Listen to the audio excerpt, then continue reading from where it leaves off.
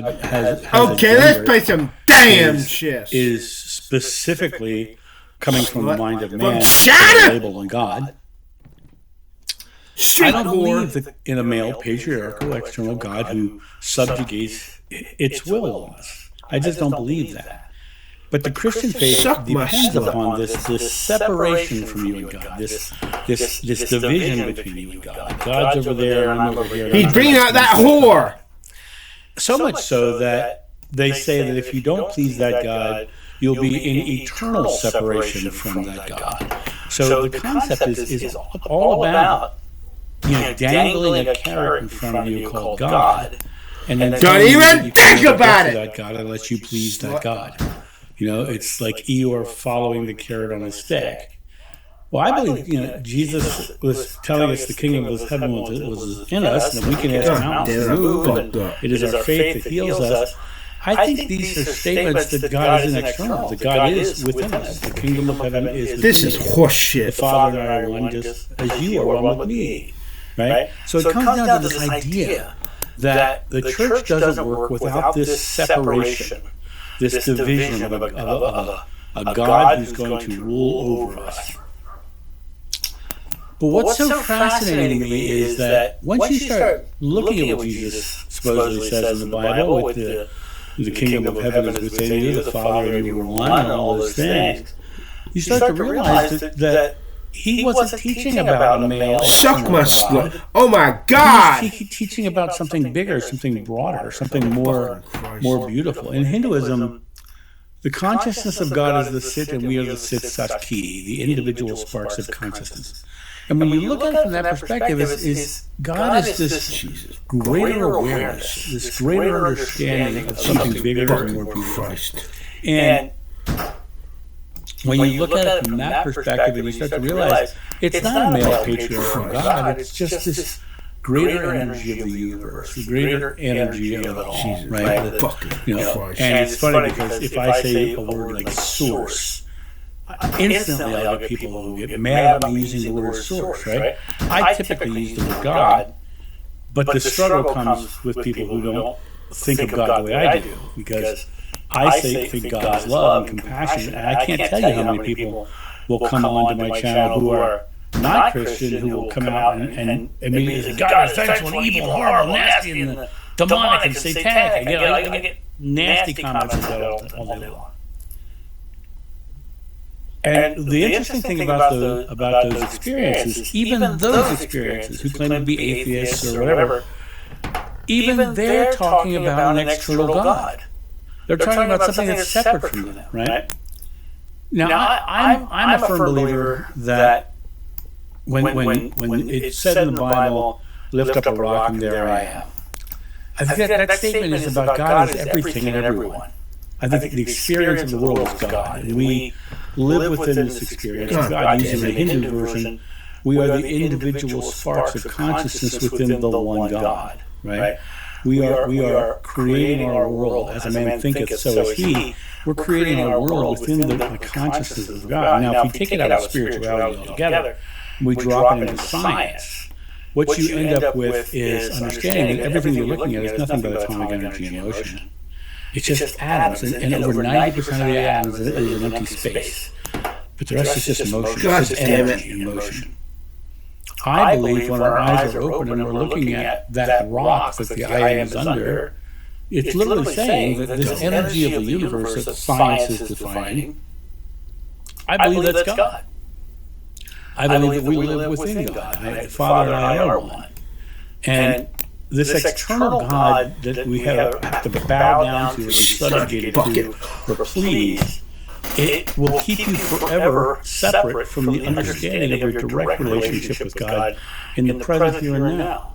When I look at the people who do get vitriolic on my channel, I don't think about what they're saying as an attack on me, which it is, right? But I don't think about it that way because I know that whatever, as a man thinketh, so is he, right?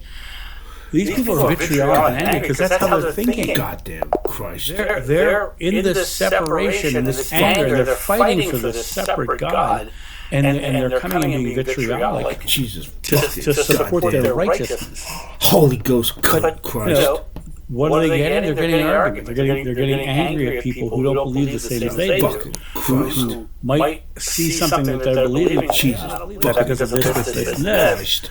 And they get angry because it's a personal attack on them because they have subjugated themselves to this master that they have to bow down to. And they are serving their master, right? And Jesus. I believe God and I are one, just like Jesus said. And I believe that in being one with God, that God is delivering my belief. Buddha says what you think you become, you create your world. Krishna says thought by thought you create your destiny. Shakespeare says there's nothing good or bad, but thinking makes it so. It all comes back to what we choose to believe in our consciousness about this place. This experience of life. God shows us that example. Whatever you ask in God's name is granted if you have faith. If you have faith, is the important part. What you believe in, what you're thinking. If I believe I'm subjugated to an external God who's going to judge me either, nicely He's been at that fucking life, then I'm going to live a life in subjugation to that idea.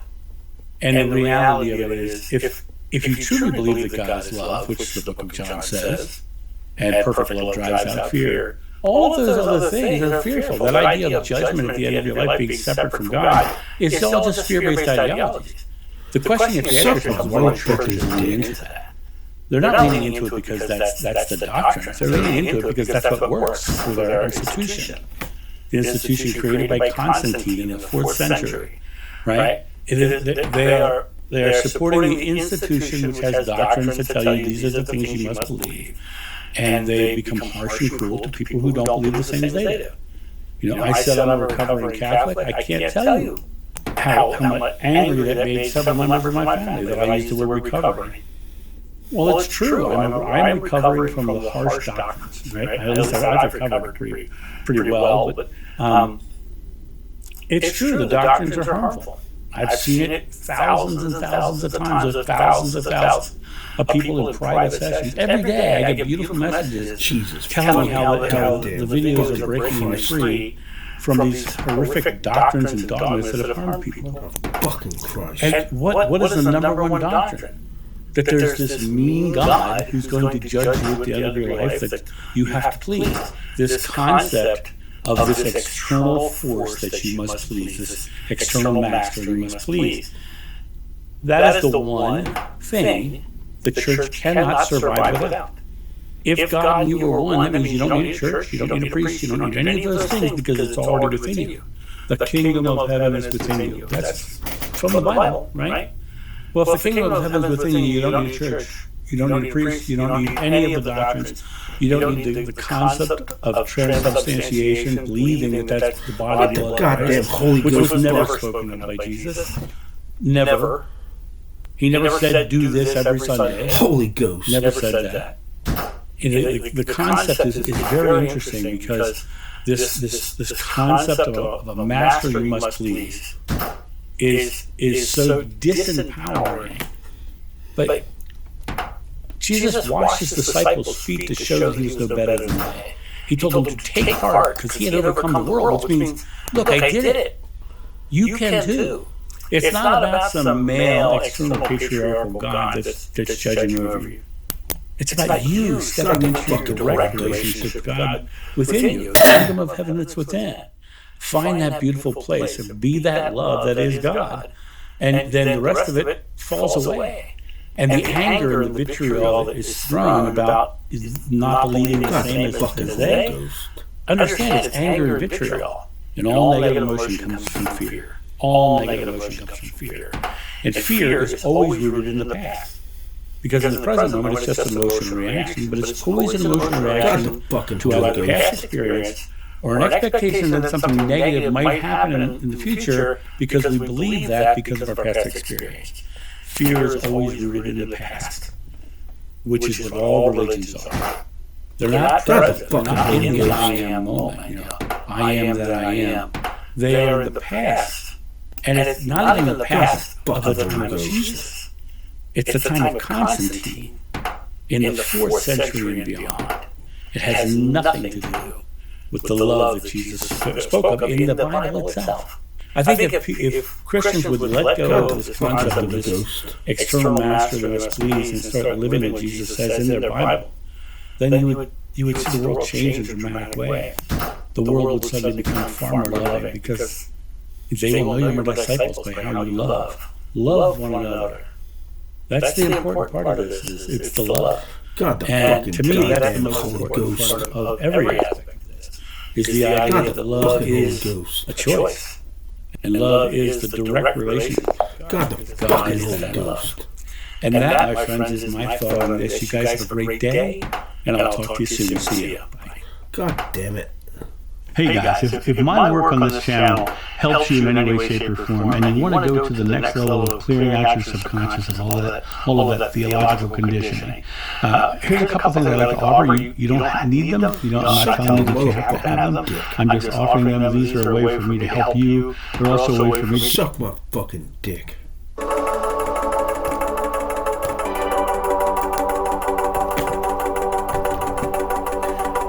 Bitch, suck my dick, bitch.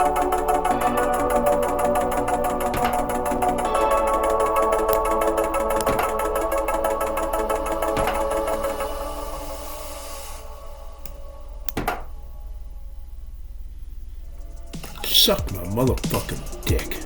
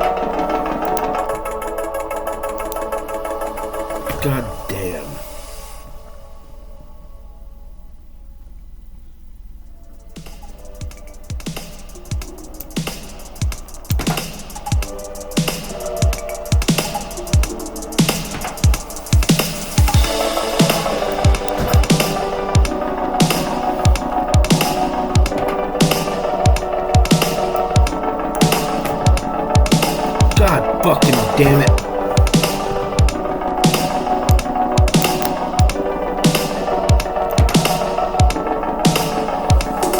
Holy Ghost.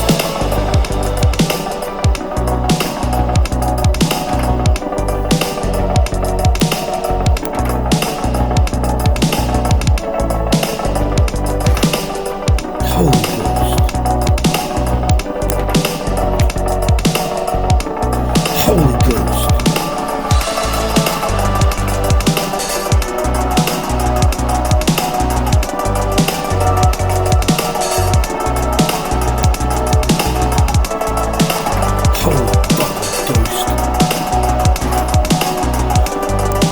Holy Ghost.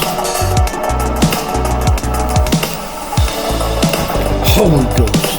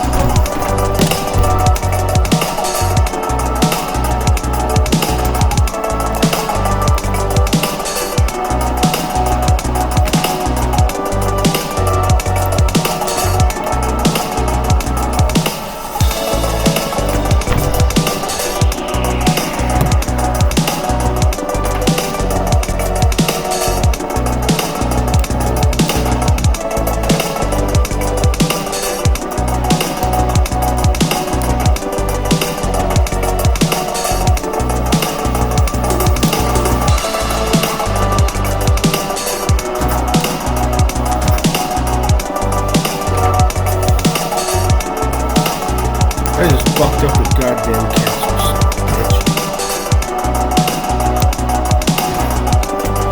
With spit, Joe, and suck my slut.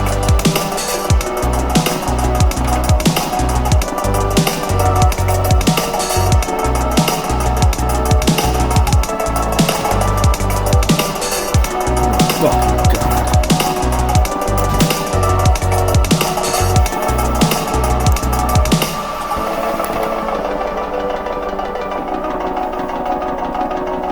God damn it.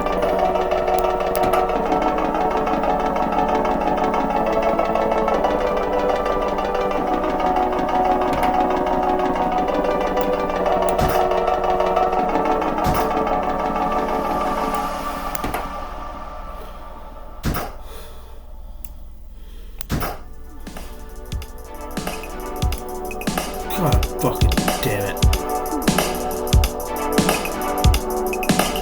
God fuck it.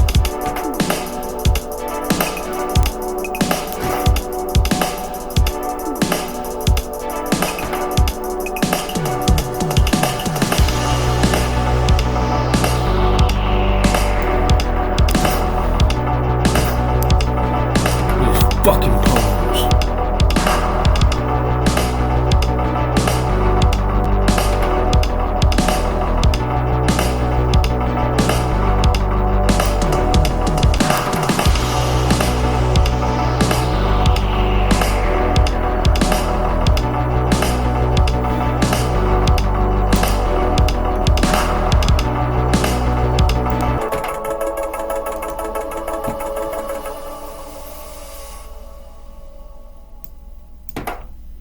God damn it.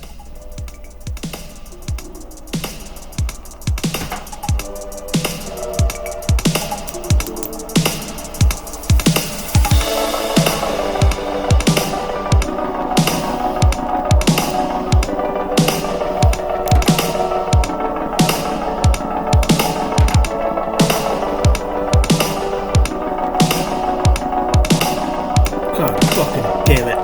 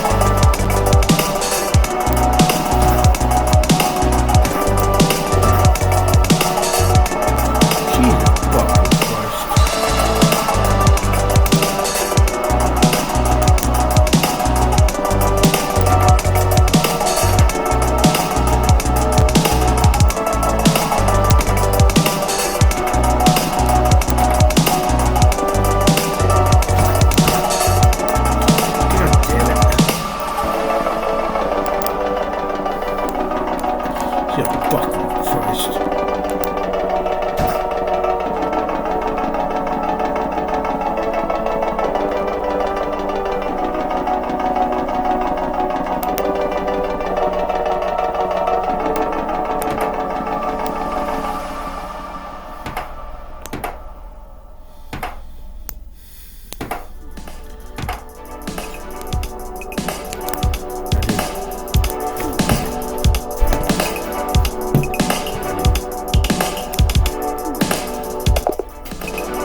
Yeah, fucking goddamn cunt, fucking Christ.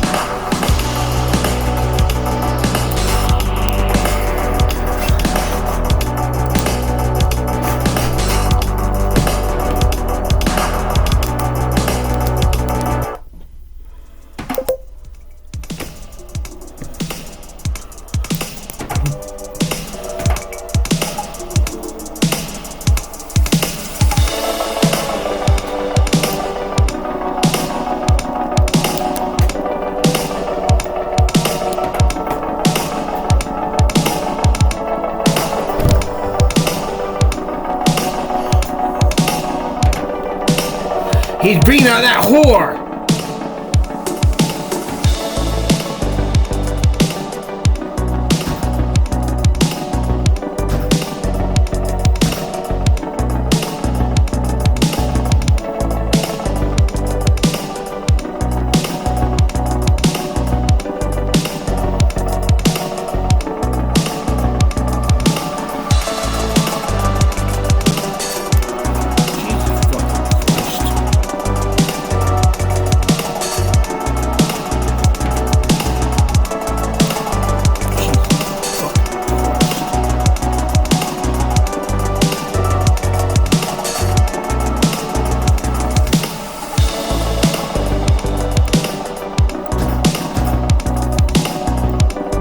Suck my dick, bitch.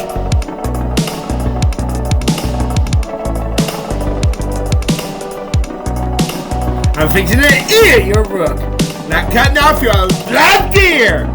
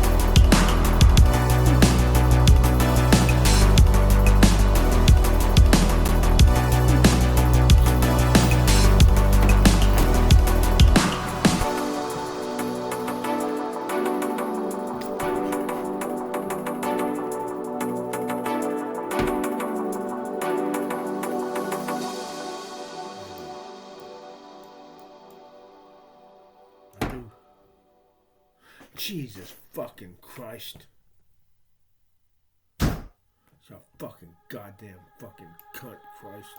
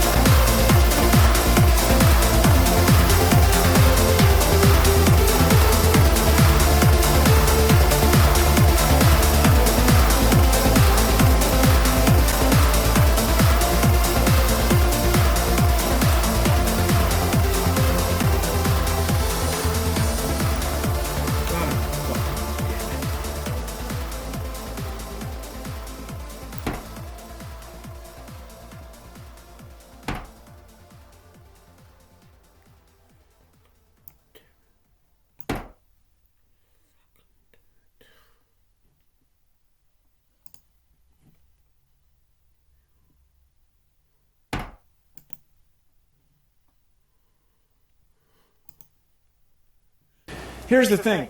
If you had a political faction that insisted that we teach that the world is flat, and it's a conspiracy of scientists and others who published these pictures where the world was round, after a while, people would insist that you not teach that anymore. Well, let me say that the evidence for the age of the Earth is every bit as compelling. The Earth is 4.5 billion years old, not 6 or 10,000 years old. What would you say to some of the parents who are like, look, we're going to go ahead and we'll learn about evolution, but we also believe in creationism. What is the harm in learning the Bible's creation story? Well, learning the story is fine. I mean, that's great. But it's not science. And tax dollars used for science education shouldn't be used to teach creationism as an alternative. Creationism is not right. It's that assertion that the world is that young and was created that quickly, and the ancient dinosaurs are some sort of deity's scheme to trick you. That's not right. That's not science. So tax dollars shouldn't be used to teach that. A Gallup poll actually says that 46% of Americans believe in creationism, that God created man in the past 10,000 years or so. It's actually more than 135 million people. Why do you suppose that belief persists? It's troubling. I guess because, guys, people like me have not done their job. The evidence for the age of the Earth is remarkable. It's wonderful. It's empowering. It fills me with reverence. Why I often question that poll has been quoted several times in the last week. I wonder if that question was phrased properly. Everybody relies on technology. You and I are talking on television. Last night, the guy running for president made reference to Apple, to iPods, to the innovators in Silicon Valley. Those people all are engineers who understand science and understand the role of radioactivity in showing the age of the Earth. This is quite an irony. I want to look at a YouTube video that is part of this debate. I want you to listen in. If you want to deny evolution and live in your world that's completely inconsistent with everything we observe in the universe, that's fine. But don't make your kids do it. Are you worried, Bill, in any way that you're taking on, you're taking on a lot of folks here, and it's a very emotional, sometimes passionate subject here, that people are going to turn away from you as a science guy, turn away from some of the things that you're pointing out that you want people to pay attention to? I follow you. I know just what you mean. But shooting the messenger isn't going to change the science. And I emphasize again in that video, I was talking about the use of tax dollars for science education. So this is a very important thing if we want to have jobs. If we want the United States to be the world leader, the innovator, to come up with the new inventions. Top 5 reasons as to why creationism is an assault on science. Well, you deny your critical thinking skills. It's completely unreasonable. The pyramid's 5,000 years old, for crying out loud, let alone the geologic record, which takes us back 4.5 billion years.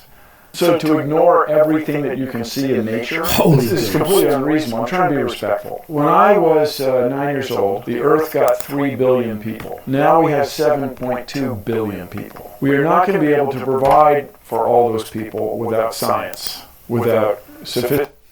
We'll kill them all and let God sort them out. Kill all the mud races. There are people who are haters, snarky.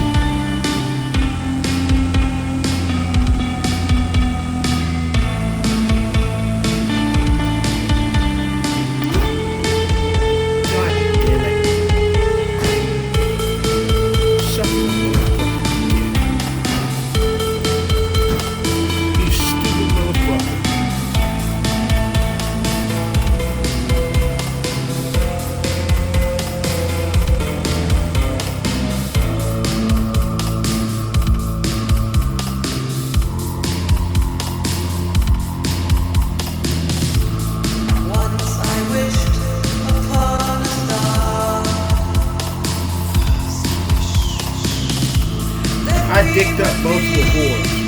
Stupid goddamn motherfucker. Let's start moving my fucking kids. Why you so bitch?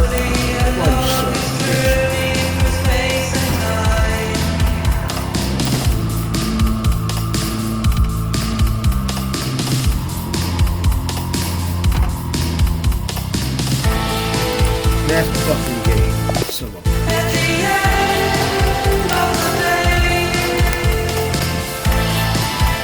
man, she smells like spit. Smell like spit, spit, spit, spit, spit, spit. She have a little extra treat. She have a little cheat. She have a little extra treat. Slut.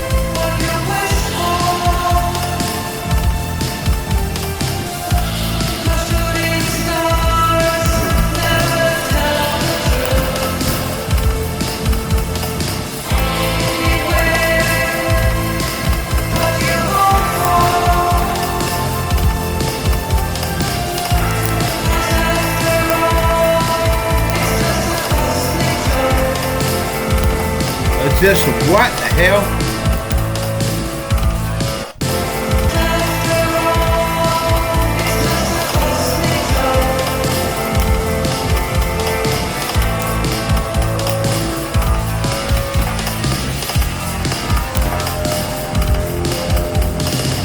Beware what you motherfucking wish for. You might motherfucking get it. God damn it. Get it. God damn it. Give it to me. God damn it.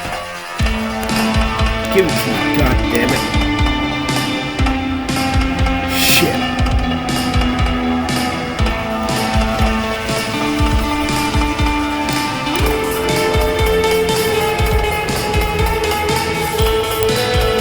Move, you whore.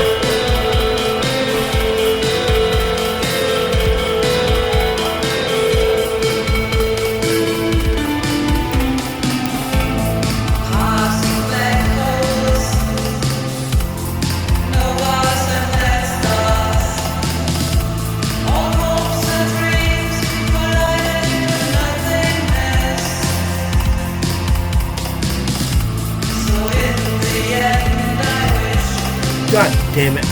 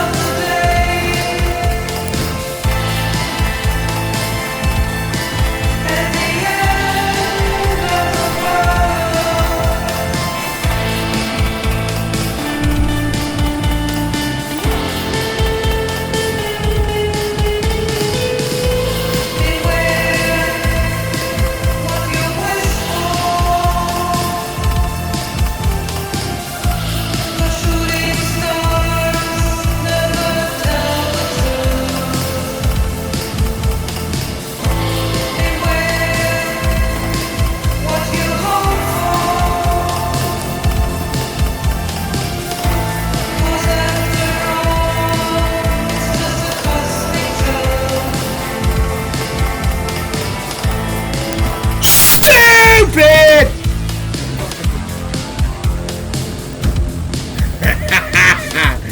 Dumbass.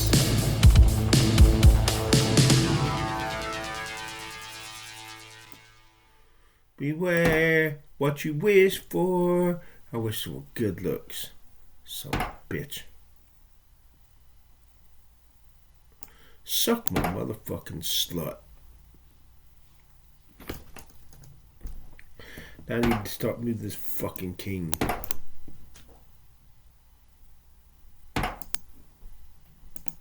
For 1,000 years before Jesus was born, and every title that makes Jesus God for you, Lord, Son of the Most High, the one who rides the clouds, the one who calmed the sea, the one who came back from the dead, belonged to him first. His name is Baal. I know what that sounds like. Stay with me. The proof isn't in some academic paper. It's 6 clay tablets pulled out of the Syrian coast in 1929. Older than Moses. Older than the Hebrew Bible. Older than Israel itself. 7 things you confess about Jesus, all over those tablets, about Baal. And the 7th, the one your pastor recites out loud every time he preaches, a kingdom divided against itself cannot stand, without knowing what the word in his mouth actually means, has been sitting in your New Testament, in 3 different Gospels, for 2,000 years. A philosopher named Baruch Spinoza, 400 years ago, said the simplest thing. Read the Bible like you'd read any other ancient book. Put it next to its neighbors. Let the words speak. That method is what lets you do this. The seminaries have known since 1929. They've never told you.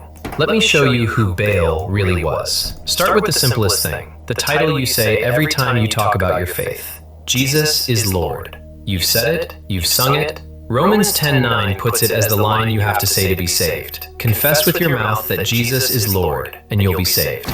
6 words, and the most important word in those 6 is Lord. That word in Greek is Kyrios, in Hebrew, Adon, in Latin, Dominus. Same divine title, 4 languages. Now here's where the method matters. Spinoza's whole proposal was simple. Line the text up next to the languages it grew out of.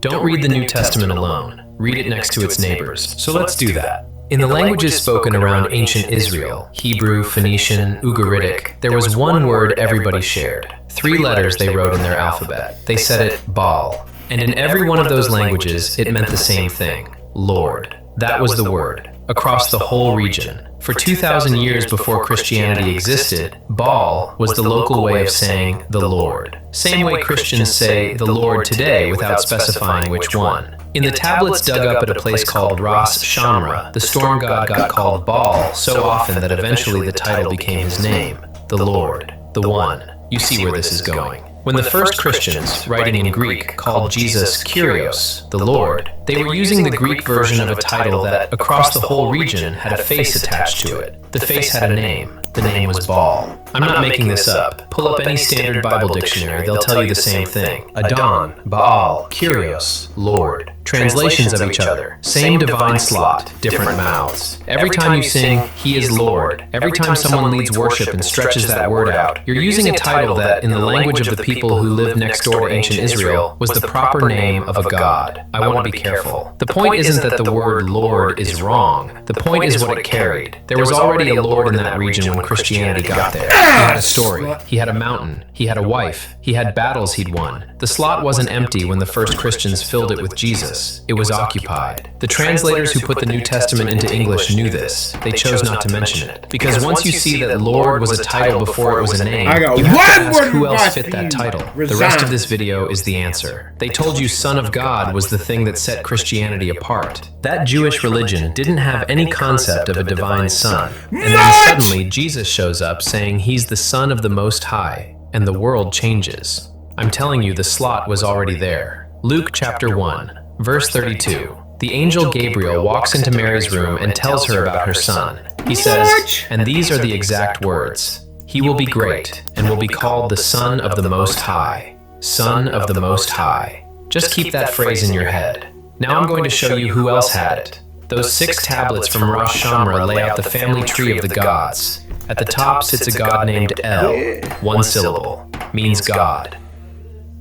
His full name is El Elyon, the Most High God. He's an old guy with a long beard sitting on a throne running everything.